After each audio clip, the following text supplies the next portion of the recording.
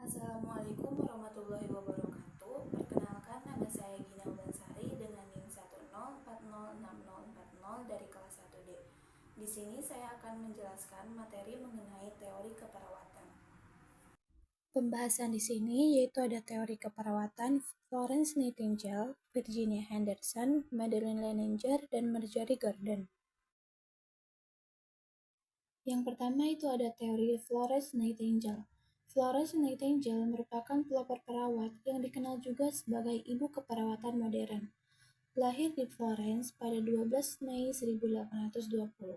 Pada masanya, Florence Nightingale menurunkan angka kematian dari 42,7% ke 2,2% dengan praktik keperawatan, kebersihan, dan sanitasi.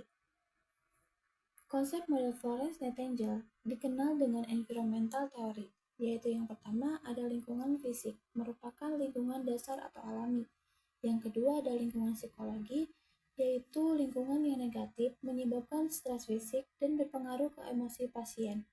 Dan yang terakhir ada lingkungan sosial yang dihubungkan dengan keadaan penyakit.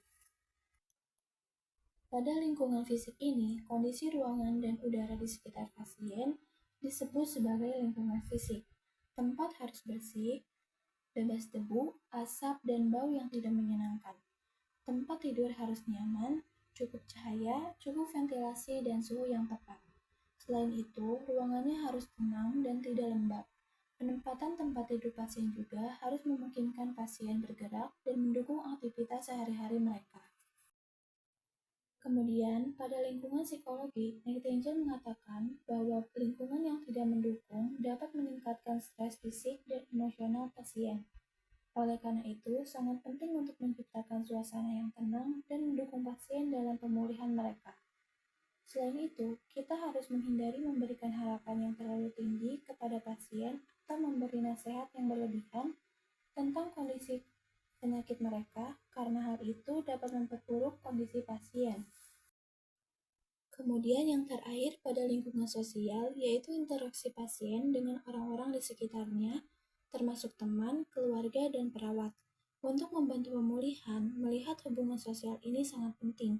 Kesehatan mental dan fisik pasien sangat dipengaruhi oleh lingkungan sosial yang positif yang dapat mencegah penyakit dan mempercepat penyembuhan.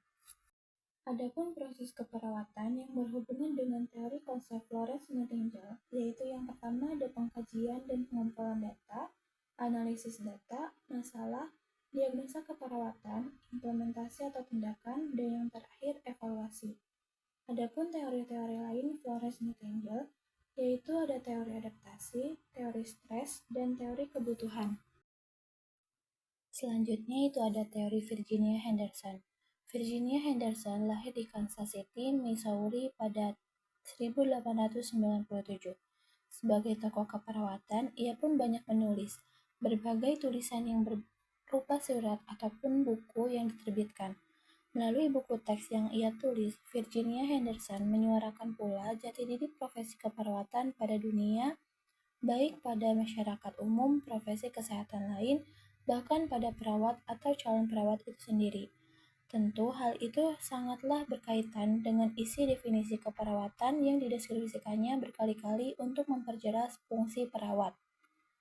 Teori kebutuhan dasar manusia menurut Virginia Henderson yaitu biologis, psikologis, spiritual, dan sosiologis. Model konsep keperawatan Virginia Henderson adalah model konsep aktivitas sehari-hari dengan memberikan gambaran tugas perawat, yaitu mengkaji individu baik yang sakit ataupun sehat dengan memberikan dukungan kepada kesehatan serta penyembuhan.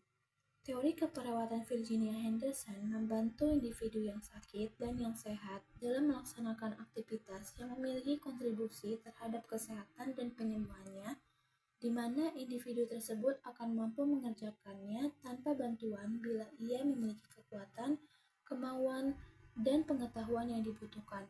Dan hal ini dilakukan dengan cara membantu mendapatkan kembali kemandiriannya secepat mungkin.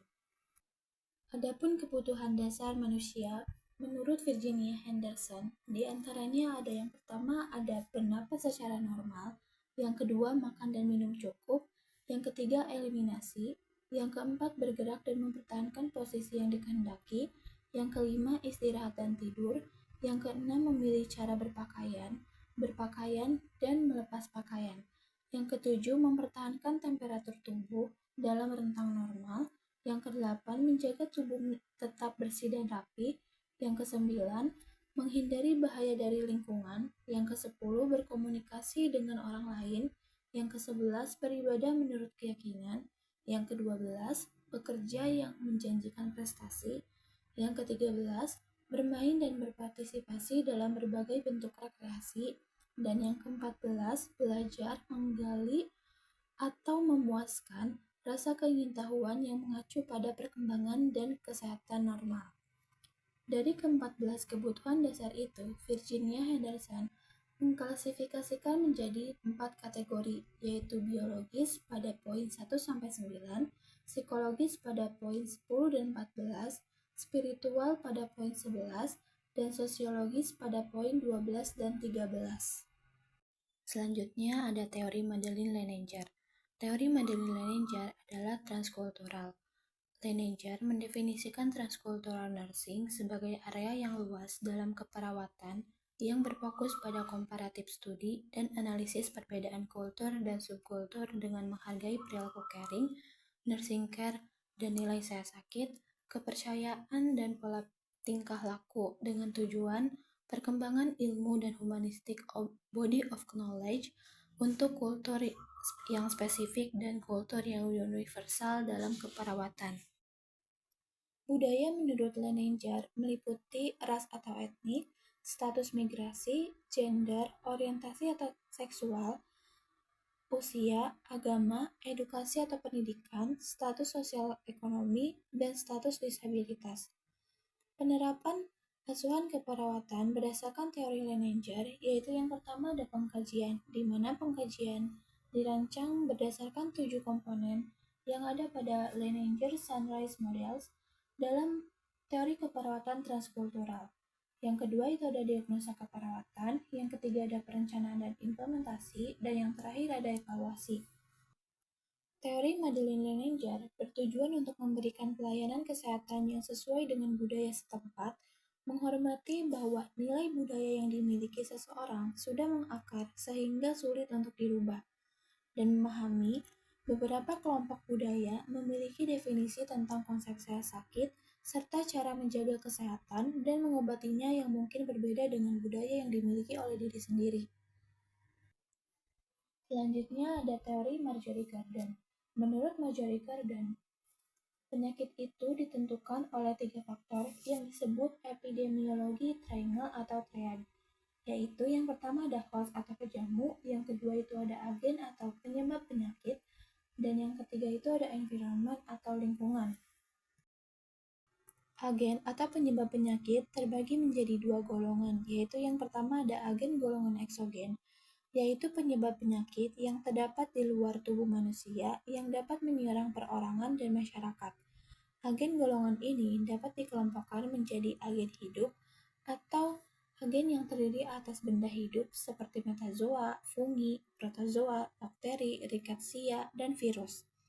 Ada juga agen yang tidak hidup, dapat berupa zat kimia, zat fisis, kekuatan mekanis, faktor fisiologis, dan faktor psikologis. Dan yang terakhir ada yang abstrak, misalnya di bidang ekonomi yaitu kemiskinan, di bidang sosial yaitu sifat asosial, dan bidang mental atau kejiwaan yaitu kesusahan. Selanjutnya yang kedua itu ada agen golongan endogen, adalah penyebab penyakit yang terdapat dalam tubuh manusia yang dapat menyerang perorangan dan masyarakat.